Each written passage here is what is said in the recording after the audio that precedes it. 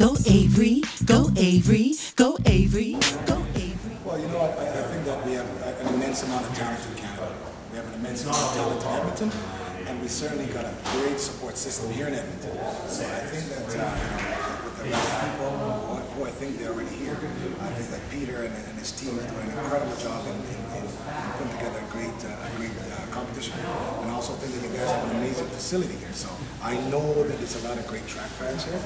Because I competed here, I retired here, so I think that the infrastructure here is fine. The people that are running it are fine, and all we got to pray for is some good weather, man. No, exactly. I know we got Purdue from CN coming in. I know Sam won the Canadian title in Canada.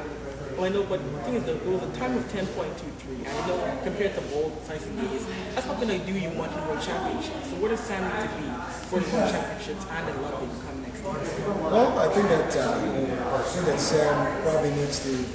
I want to hope that Sam and the other sprinters in Canada get exposed to the international circuit, and they have to really compete against the Bolts and Tysons of the world. They have to get out there and compete against these guys.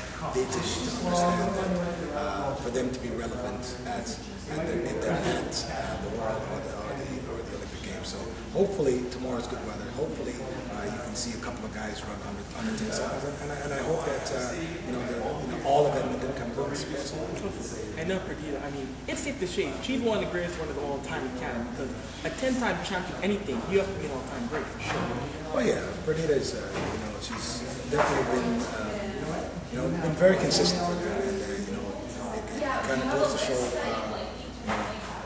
her focus and her discipline. She left Toronto and trained in the US and been very consistent, and definitely she's much appreciated, and she should be lauded for the great accomplishments that she's made. That's true. I know now for a broader spectrum of international track, I know with London 2012 coming, I mean, of course we want Canada's national team to do well, but I know, will the Jamaicans be better? Will the Americans be better? Who will be the team that Canada has to watch out for come Monday? Well, Canada has to actually build themselves up to actually start to compete against these people. But I think that I think that in London, England is going to be very prepared to do some great things. I think that the Australians are going to do some great things. Definitely, the US is always going to send a loaded team, and the Jamaicans are going to go and dominate. I think that there's a large population of Jamaicans in London, and I know the whole island is probably going to be traveling to London. So I think that Canada has a ways to go.